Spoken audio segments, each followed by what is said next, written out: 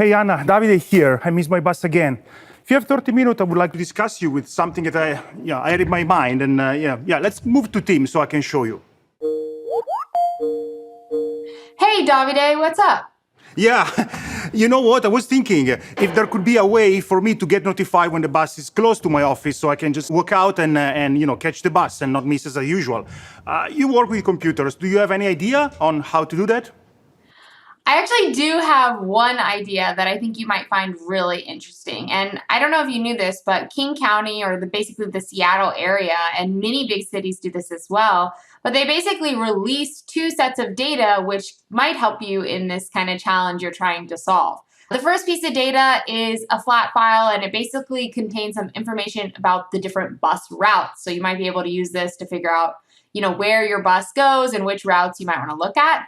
And then there's also, and this one's really interesting, there's also a file that is basically coming in real time. So what this means is it's going to give you the real-time information about where your various buses are. So I'm thinking maybe you could pull down both sets of these data, maybe use some geospatial queries to try to figure out when your bus might be close by.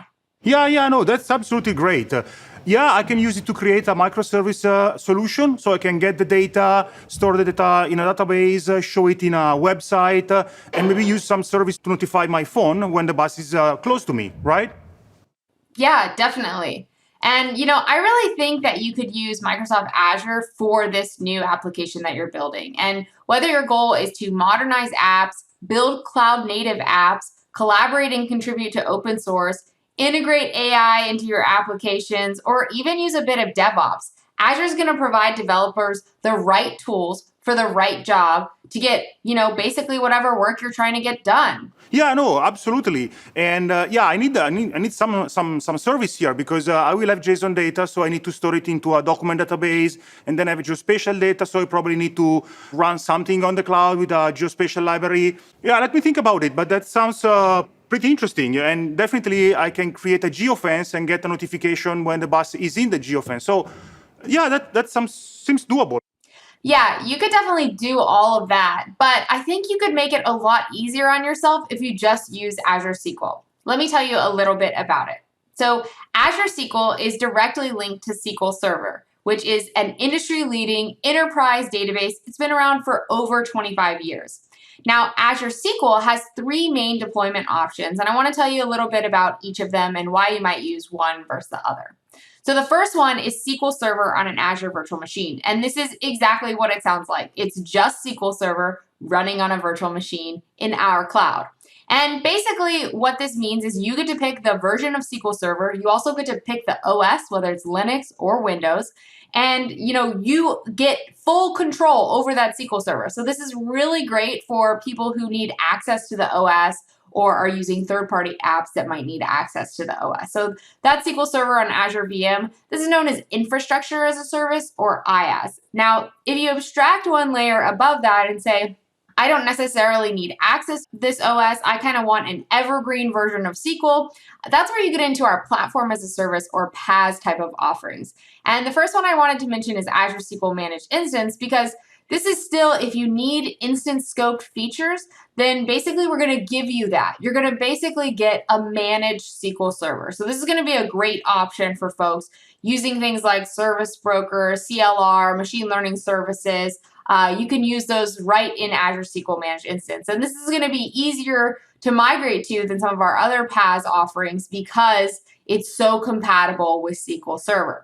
Now, you might be saying, well, I don't need access to these instance scope features, but I do want a database that's intelligent and innovative. And that's where Azure SQL Database comes in. And I actually think that's going to be the right database for your application today. And Azure SQL Database just abstracts away kind of the server level, so you don't get those server scoped capabilities. However, you do get to take advantage of some of the latest innovations in Azure SQL, like Hyperscale and Serverless, which I think you might find interesting later down your development pipeline. Yeah, so it sounds good, but honestly, I have document data and JSON data, spatial data. I'm not really see how the relational model fits into all this data, right? So really, Azure SQL, I'm not sure. Au contraire, let me tell you a little bit more about SQL DB. I think, personally, SQL Database is the best database for modern applications. Yes, this is a relational engine, but that's going to give you the ability to formally analyze, rewrite, and optimize queries. So aside from the obvious support to a relational model that SQL DB supports, so things like tables, columns, joins, set-based operations, predicates, etc., SQL Database also has multi-model capabilities, so it's going to support things like JSON, graph, key value, even XML. In addition to those multi-model capabilities, Azure SQL Database has native geospatial support and great scaling and cost optimization capabilities. No, yeah, honestly, I didn't know all this goodness. And yeah, well, at the end, I'm just dealing with data, with sets of data, and so maybe Azure SQL is a good fit, even because I didn't know it has all this feature, right? So yeah, I will definitely give it a try. I have plenty of time, so I can just, start working on it. I will call you back in a couple of minutes. Sounds good. Chat with you soon. Talk to you later. Hey, Hannah, it's Davide here again. Hey. Yeah, I spent some time looking at all the stuff you mentioned, and yeah, I discovered that JSON is very easy to be used in Azure SQL, so I can just get JSON in, do some manipulation, actually turn it into even a table if I really want, and then send it back as JSON. And so that definitely helps me to make my code simpler. I also played a little bit with geospatial data. I tried to, create a polygon, which is basically a geofence. There is this thing called the well-known text format that I can use, and I can even project on a map. And I can even ask to Azure SQL if a point, in my case a bus, is within a geofence. So that's perfect, and it's so easy. Let me show you what I learned. So I can really use JSON, the one that I can download from the site you mentioned, and store it into Azure SQL. So I can store it in a variable and then use OpenJSON to start to manipulate it. For example, I can get the latitude and the longitude under the position property, and then I can take that value and create a real geography object, which is basically a point on Earth. So I can just run this and store some data into my Azure SQL database. And as you can see, the location is stored in a binary format, but is actually a point on Earth. And if I want to see exactly what the point is, I can just use this toString method, for example, to turn it into a point with latitude and longitude. This means that, for example, I can just use Azure SQL to run even complex geospatial calculation, like, for example, finding the distance of 2 points on Earth, like my bus and another bus, for example. So here we go. That becomes pretty easy. So like 500 meters between two buses that I just took as an example. And then I can also use this well-known text format as a way to define a polygon, which will be my geofence. So for example, I can go to this nice open source website where I can play a little bit with geospatial data. For example, I can create a polygon around, let's say, the Microsoft campus. As you can see, I can just draw my polygon. And once the polygon is drawn, I can take this data here. This is the well-known text format, and put it inside my Azure SQL using this method. And that will allow me to store the polygon, the geofence, basically, into Azure SQL. Now, once that is done, I can start to do some interesting stuff, like ask if a point, which in my case will be a bus, is within a polygon, in my case, the geofence, and specifically the Microsoft building where I'm in right now. So for example, just an example, I took two buses, 2 points, and I stored it into my table. And as you can see here, one bus is said to be in the geofence while the other it isn't. Now, I really didn't trust Azure SQL at the beginning, so I went on and drew the polygon and the bus for real on the Earth surface. And as you can see, this is the geofence I'm interested in, because this is the bus station I want to use. And this is another bus. And clearly, you can see that it's not in the geofence. And in fact, Azure SQL correctly tells me that it's not in the geofence. But now, I want to test if the bus is really in the geofence. So let me take this one, copy, and move it to, again, here, and plot shape. And as you can see, this time the bus is within the geofence. So now I can trust Azure SQL to do all the calculation for me, which is great because this means I don't have to do all the complex geospatial calculation in my code. I can just focus on doing my stuff, like getting the JSON, storing it, and displaying it, and sending the notification. This is really amazing. It helped me a lot. It saved, I don't know how many hours or days of development. So thank you so much for recommending me Azure SQL. So yeah, now things starting to come into my mind. I can see the architecture, and I created an architecture diagram to discuss it with you. So here's my idea. We have the bus, the IoT device, and data is sent into an Azure function where I grab the real-time data, I store it into Azure SQL, do the geospatial manipulation and processing, save it into Azure SQL so that it can be also shown on our website, because I also want to do a website. We also can use, again, the Azure SQL geospatial capabilities to notify me via an external service, like if it is then that, for example, when the bus is close to me. I think I also need something else like, I need to import data from a CSV file because the route is on the CSV file, so I also need data factory. But yeah, that looks a pretty interesting architecture to me. What do you think? Yeah, I think that looks really good. Actually, I'm really impressed with how quickly you were able to put it together. It must be something to do with how easy Azure SQL Database is to use. The only thing that is really, really worrying me is that the price. I look at the price on the website of Azure SQL, and it's a little bit expensive for what I was planning to do, at least at the beginning, right? So, can you help me on that also? Yeah, I think that's a great question. And, I think, especially for what you're doing right now, where you're just kind of getting started, I think serverless is probably going to be the best place to start. So let me tell you a little bit more about Azure SQL Database Serverless. So this is a very interesting service tier, kind of cutting edge type of technologies. And we're seeing it used for a lot of different use cases, but dev test is one of those. And the reason for that is because with Azure SQL Database Serverless, maybe the expectation is that you're not necessarily using the database 24/7. So with dev test, you're not necessarily working on this application all the time, and you're also not trying to catch the bus 24 hours a day. At least I hope you aren't. So if I take a look at an example where we scale between 1 and 4 vCores. So you basically get to set the min and the max number of vCores, and then Azure SQL Database Serverless is going to auto-scale you on a per second basis. So that's pretty impressive, between your min and max, depending on what you actually need, the max of CPU or memory. And we've implemented a very fascinating cache reclamation system, which is going to bring you back down once that heavy workload or high intensity usage goes away. Now, even more interesting is, you have this option to set an auto pause delay. And during that auto pause delay, what you can set is, say, in this example, I set it to be 2 hours. So after 2 hours of inactivity on the database, what we're going to do is we're actually going to shut down SQL Server, essentially. So we're basically going to separate the compute from the storage. And at that time, you're only going to be billed for the storage, which is way less expensive than paying for the database and all that compute. So that's when this database enters a pause state. Now, the next day or the next morning, when you try to catch the bus or start working on the application, we're actually going to, reconnect the compute and the storage and bring you back up to the minimum. And again, once again, scale you on a per second basis for what you actually need. So you can actually be billed on that way. What do you think? No, yeah, definitely. That's perfect to start. But you know what? I'm also thinking big, right? So after a slow start, maybe I think that this service I'm creating can be used by everyone. I mean, how many people miss the bus every day? So I'm really thinking to be, to create the next unicorn.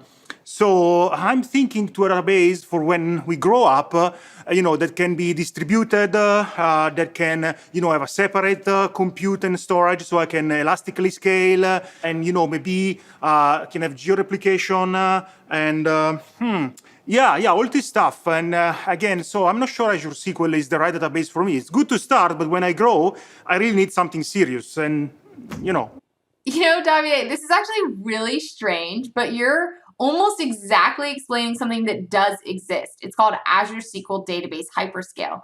And this is a service tier available in Azure SQL Database where we essentially rebuilt and re-architected Azure SQL Database from the ground up to be a cloud native solution. And in doing this and separating out the pieces like you described, we're actually able to achieve basically limitless scale, which is really awesome and really powerful and really cool once you get to those really big startups or you're collecting a lot of data. However, I still kind of think, especially since you're so early in this process, that serverless is going to be a better option for you for now. And maybe as your user base grows and you start sharing this application, it's good to know that hyperscale is very easy to switch to from serverless. So that is an option for you in the future. But for now, I think you should stick with serverless. And I actually put together a little example to show you that.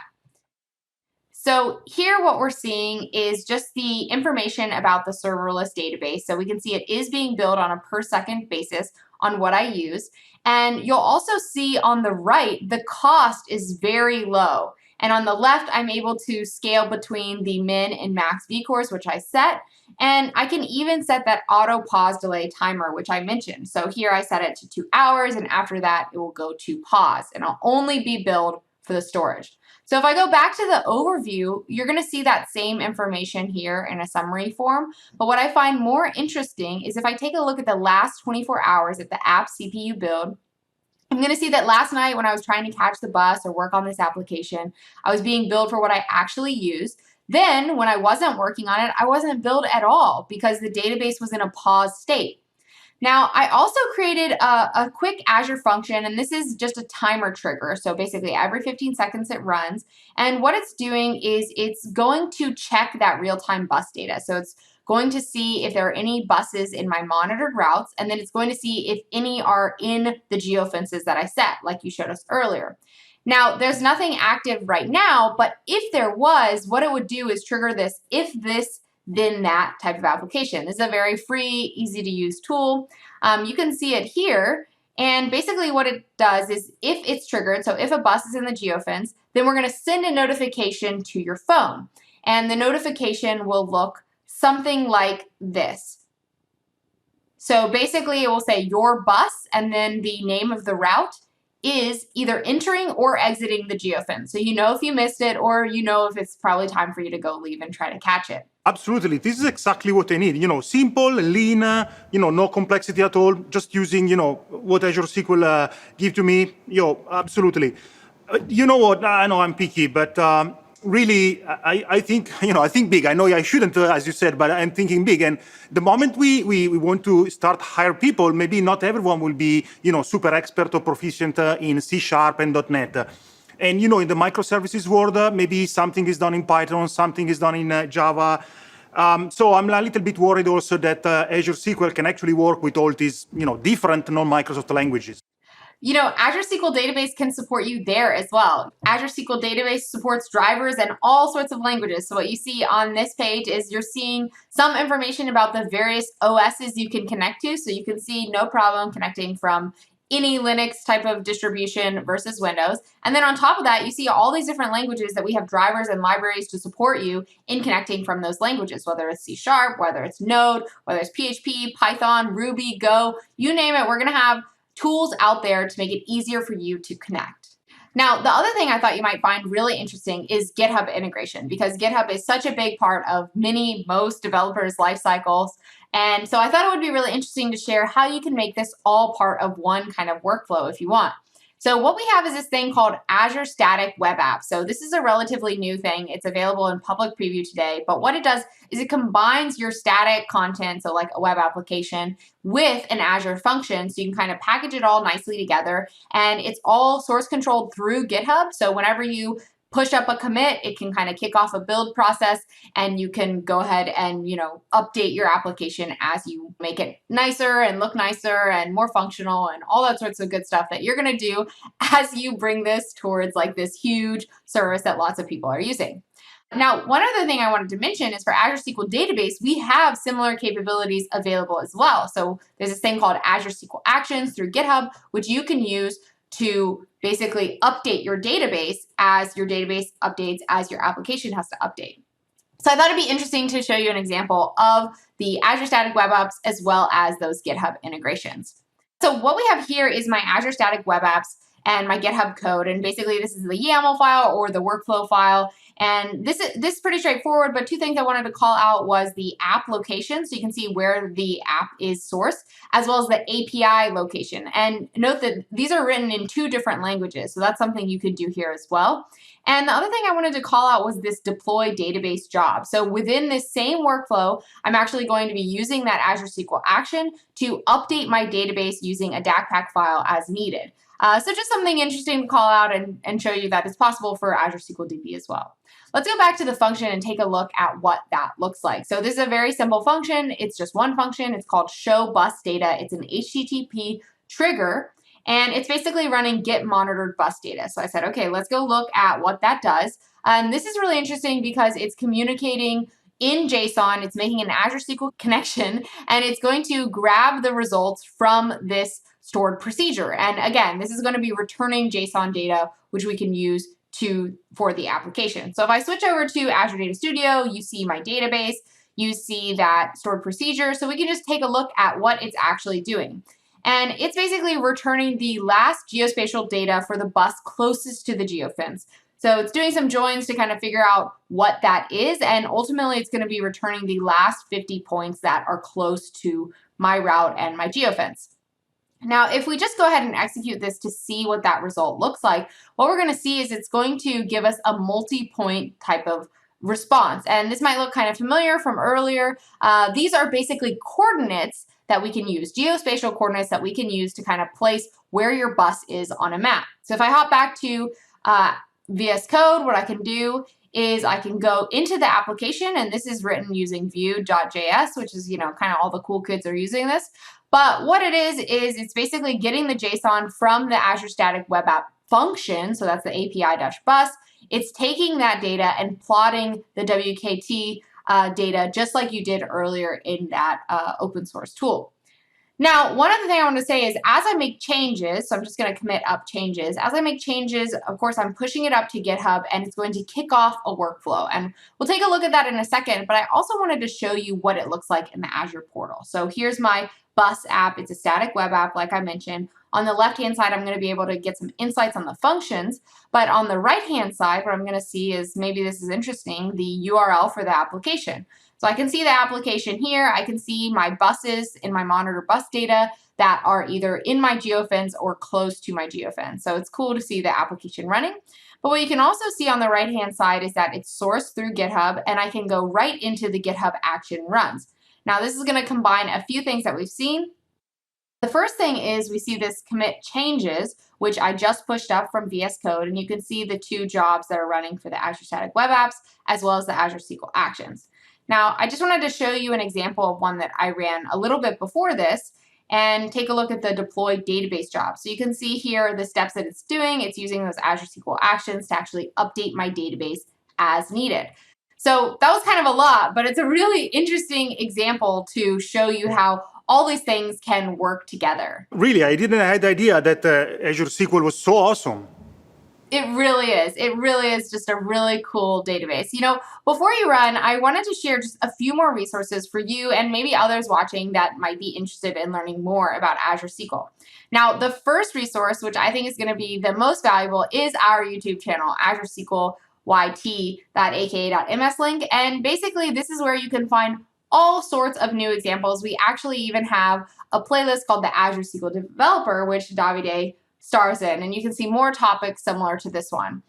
We also have Data Exposed and Data Exposed Live, so we're streaming live every week, Wednesdays, 9 a.m. Pacific, so be sure to tune in if you want to hear the latest updates and deep dives, as well as new shorter episodes if you want to learn on specific topics, or go watch 61 videos with Bob Ward and myself on Azure SQL for beginners. So tons of resources here for you to learn more, as well as the blogs and the Microsoft Learn learning path. It seems that Azure SQL can be used for many scenarios, like mobile or IoT, like we are doing, gaming, web API, of course, but also retail, serverless commerce. That's really amazing. I learned so much. Thank you, Anna.